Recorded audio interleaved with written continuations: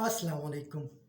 मेरा नाम हुसैन खिजरी है और मैं आप सबको खुश आमदीद कहता हूँ आप सबके अपने चैनल पोल्ट्री बर्ड्स प्लेनेट पर।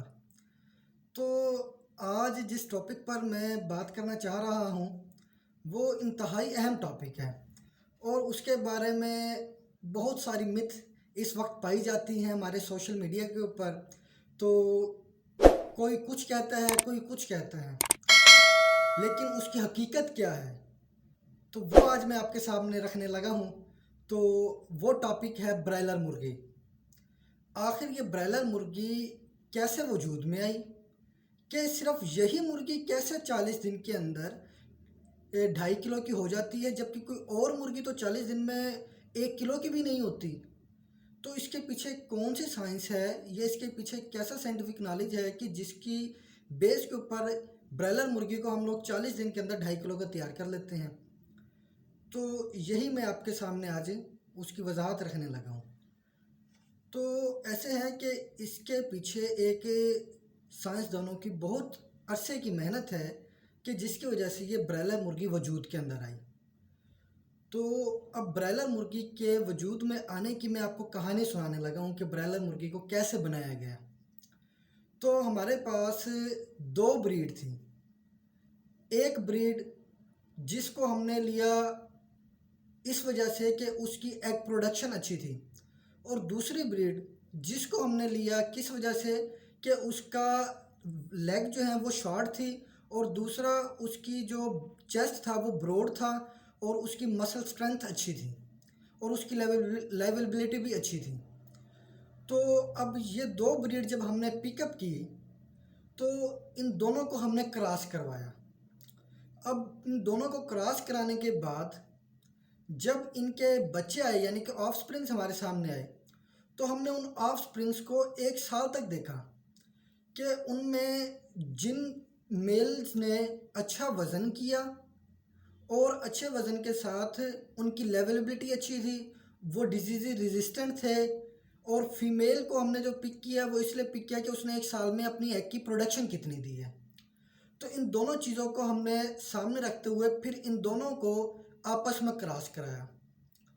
अच्छा, फिर हमने इधर देखा कि भाई उसका मैक्सिमम वेट कितना गया ना बर्ड का, ख़ास तौर पर मेल बर्ड का। उसके बाद जब हमने इन दोनों का आपस में क्रॉस कराया तो क्रॉस कराने के बाद जो है हमारे पास जो इसकी नई ब्रीड आई, उस ब्रीड के अंदर फिर यही चीज़ें हमने देखी कि कौन से बर्ड मेल बर्ड जिन्होंने वेट ज़्यादा अच्छा गेन किया और कौन से फीमेल बर्ड जिन्होंने एग प्रोडक्शन अच्छी दी। उसके बाद हमने इनको फिर से क्रॉस कराया।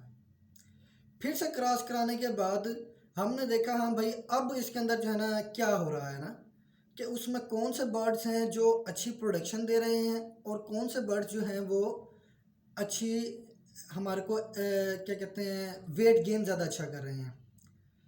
इसके कराने के बाद फिर हमने इनको दोबारा से क्रॉस कराया। अब आप ये सोच रहे होंगे कि यार ये तो क्रॉसिंग पे क्रॉसिंग, क्रॉसिंग पे क्रॉसिंग, क्रॉसिंग पे क्रॉसिंग ही करवाए जा रहे हैं। तो इसकी ये पेडिग्री लाइन है कि सबसे पहले प्योर लाइन लिए जिनको हमने क्रॉस कराया। प्योर लाइन के बाद फिर इसके ग्रेट ग्रैंड पेरेंट्स आ गए, मतलब प्योर लाइन के जो ऑफस्प्रिंग हुए उसको हमने नाम दे दिया ग्रेट ग्रैंड पेरेंट्स का। उनके बाद उनकी जब आपस में क्रॉसिंग हुई उसके बाद जो उनके ऑफस्प्रिंग हुए उनको हमने दिया ग्रैंड पेरेंट्स का नाम। उसके बाद जब उनकी क्रॉसिंग हुई, उनकी क्रॉसिंग के बाद जो बर्ड आए उनको हमने दिया पेरेंट्स का नाम। ठीक है, पेरेंट्स के बाद फिर जो उनके बच्चे आए उनको हमने नाम दिया ब्रायलर का नाम। कि जब ऐसे क्रॉसिंग कराते रहे और जिनमें ज़्यादा वेट गेन किया और अंडा की प्रोडक्शन अच्छी आई, लेकिन साथ में हमने जो दो चार चीज़ें और रखी वो ये रखी कि उनको हमने बेहतरीन मैनेजमेंट दी, कि जिसके अंदर हमने देखा कि बर्ड किस टेम्परेचर के ऊपर अपने आप को सूटेबल रखते हैं, अपने आप को एक कंफर्ट जोन के अंदर रखते हैं। वो हमने उसको टेम्परेचर प्रोवाइड किया। उसके बाद बर्ड्स की न्यूट्रिशनल वैल्यू को हमने मद्देनज़र रखते हुए उसके ऊपर रिसर्च करते हुए कि बर्ड्स को वो फीड दी गई, वो उन इंग्रेडिएंट्स के साथ उसको वो चीज़ प्रोवाइड की गई जो बर्ड्स की हेल्थ के लिए बड़ी इंपॉर्टेंट थी। तो इन सब चीज़ों को मद्देनज़र रखते हुए जब फिर हमारे पास एक जो आखिर में जो प्रोडक्शन हुई ब्रायलर की, कि वो ब्रायलर चूज़ा हमारे पास 40 दिन के अंदर वो 2.5 किलो का वेट कर रहा था। उसके बाद हमने उसकी मज़ीद भी आगे भी उसकी वो हमने ब्रीडिंग करवाई, क्रॉस ब्रीडिंग हुई या लाइन ब्रीडिंग, ये ब्रीडिंग्स की टाइप है। तो उसके बाद जब देखा कि उसका वज़न नहीं बढ़ रहा, तो फिर हमने कहा बस अब ये इससे ज़्यादा आगे नहीं बढ़ेगा। अब ये तो मैंने आपको ब्रायलर की कहानी सुनाई, क्या आप देखें कि इसके अंदर सालों की मेहनत है साइंटिस्ट की, और हर एक चीज़ को अब ना आपको मैं बताऊं कि दो तरह की इनहेरिटेंस होती है, एक क्वालिटेटिव इनहेरिटेंस होती है और एक होती है क्वांटिटेटिव इनहेरिटेंस। क्वालिटेटिव के अंदर जैसे कि उसकी कोम्ब किस टाइप की होगी, उसके एक्शेल का कलर कैसा होगा, उसके फिदर्स का कलर कैसा होगा, ये है क्वालिटेटिव। और दूसरी क्वांटिटेटिव इनहेरिटेंस, उसके लिए साइंसदानों को ये सारी मेहनत करनी पड़ी, हर एक चीज़ को देखना पड़ा, उसको मद्देनज़र रखना पड़ा, और फिर साथ में मैनेजमेंट को सबसे इम्पोर्टेंट देखना पड़ा, और उसकी फीड को।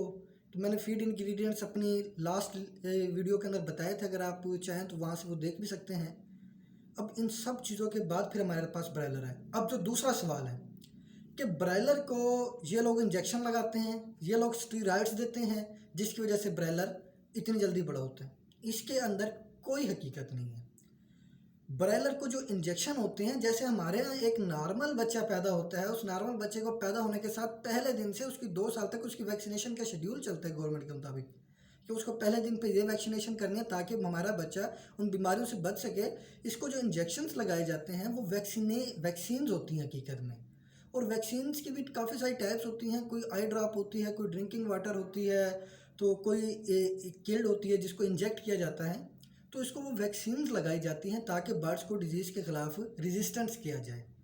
और जहाँ तक एंटीबायोटिक का कंसेप्ट है, तो एंटीबायोटिक हर बर्ड्स को, अगर आप एक आम नॉर्मल बच्चा भी है, अगर उसको बुखार चढ़ रहा है या उसको कोई और इशू आ रहा है, तो आप डॉक्टर के पास जाएंगे तो डॉक्टर उसको लाजमी कोई ना कोई एंटीबायोटिक देगा। अगर उसका केस ज़्यादा ख़राब होगा तो अब उस केस ज़्यादा ख़राब होने से उसको बचाने के लिए उसको एंटीबायोटिक दी जाती है।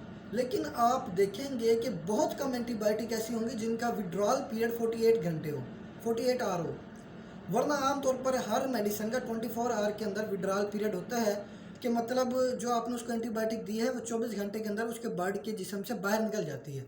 अगर बर्ड का इतनी जल्दी विड्रॉल पीरियड ना हो एंटीबायोटिक का, तो फिर हमें 5-5 दिन का बर्ड्स को कोर्स करवाने की ज़रूरत नहीं है किसी भी डिजीज़ के ख़िलाफ़। तो ये उम्मीद है आप लोगों को समझ आई होगी। मैंने आपके सामने तमाम तर सूरत हाल और तमाम तर वीडियो आपके सामने रखी कि कैसे बर्ड्स 40 दिन के अंदर हमारा तैयार होता है और कैसे बर्ड वजूद में आया है। तो इंशाल्लाह उम्मीद करता हूँ आप लोगों को समझ में आई होगी। तो अगर आप लोगों को कोई क्वेरी हो या आप लोग कुछ पूछना चाहते हो तो नीचे कमेंट कर सकते हैं। इंशाल्लाह आपसे मिलते हैं नेक्स्ट वीडियो के अंदर। तब तक के लिए अल्लाह हाफिज़।